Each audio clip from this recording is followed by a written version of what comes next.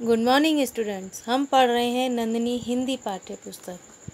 बच्चों, हम 2 चैप्टर इसमें कंप्लीट कर चुके हैं। अब हम पढ़ रहे हैं chapter 3 Annie Besant. Annie Besant का परिचय मैं दे चुकी हूँ और हम इसके आधे चैप्टर को पढ़ चुके हैं, जिसमें उनका जन्म, उनका विवाह और किस तरह से उनको घर से निकाला, उन्होंने किस पुस्तक की रचना की, ये सभी हम इसमें पढ़ चुके हैं और मेन अंडरलाइन भी करवा चुकी हूँ मैं। अब हम आगे पढ़ेंगे। 1874 ईस्वी में एनी बेसेंट चार्ल्स ब्राडलेक की एक संस्था नेशनल सेकुलर सोसाइटी में सम्मिलित हुई। इसको अंडरलाइन कर लेना कि 1874 में एनी बेसेंट चार्ल्स ब्राडलेक की एक संस्था नेशनल सेकुलर सोसाइटी में सम्मिलित हुई।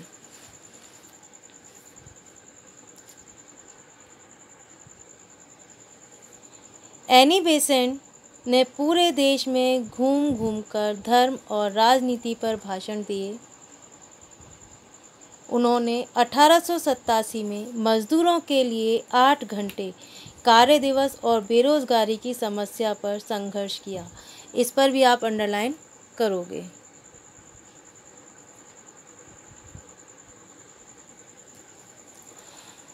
$1889 का वर्ष उनके जीवन के लिए महत्वपूर्ण साबित हुआ।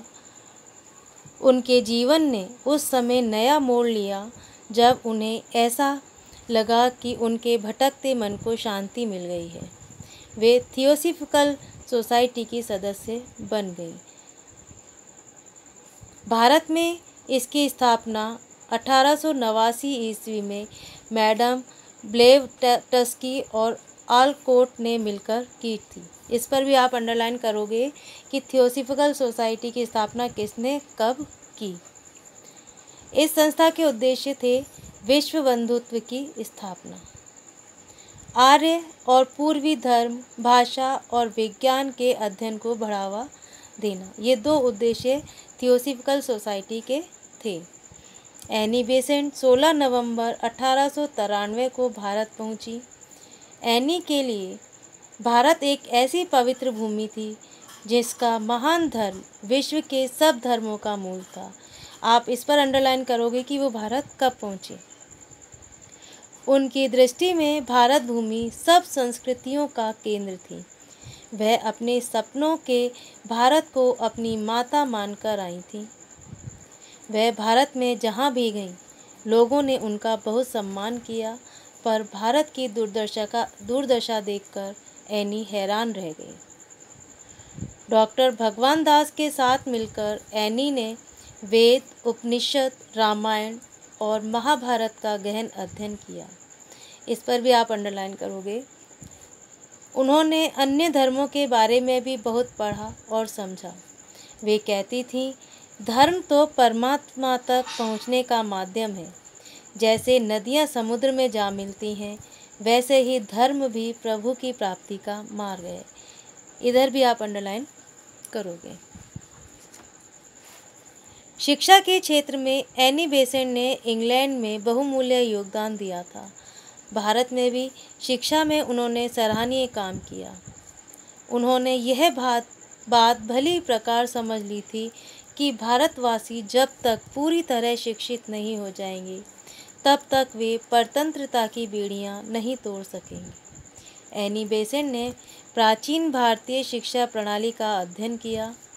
प्राचीन भारत में शिक्षा पर राज्य का कोई अंकुश नहीं होता था।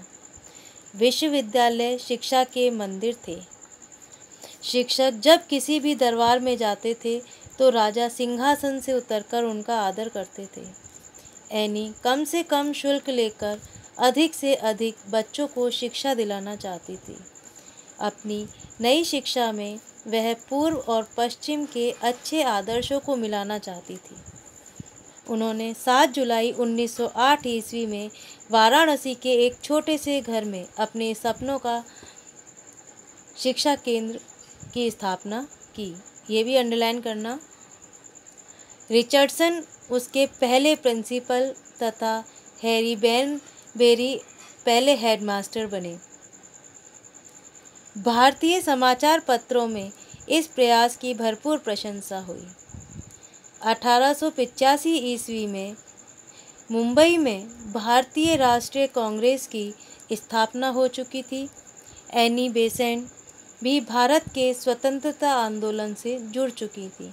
आप इस पर भी अंडरलाइन करोगे कि 1885 में मुंबई में भारतीय राष्ट्रीय कांग्रेस की स्थापना हुई। 1917 ईस्वी में कांग्रेस का अधिवेशन कोलकाता में हुआ। यहाँ भी आप अंडरलाइन करोगे। एनी बेसेंट का इस सम्मेलन में कांग्रेस अध्यक्ष चुनी गई। यह किसी भी स्वतंत्रता सेनानी के लिए बहुत बड़ा सम्मान था। इस सम्मेलन में 4000 सदस्य आए थे। एनी बेसेंट उस समय संसार की मानी हुई वक्ता थी। उन्होंने कहा था,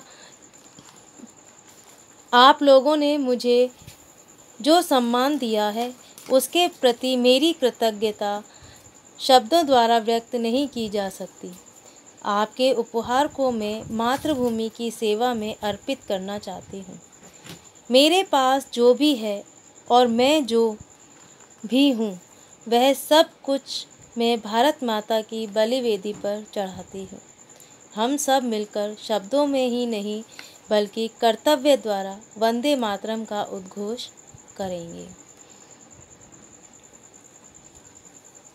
आज हम इतना ही पढ़ेंगे और आपका होमवर्क है कि आपको इसकी एक्सरसाइज पेंसिल से फिल करनी है और मेरे मैच कराने के बाद ही आप इसे पेन से फिल करेंगे।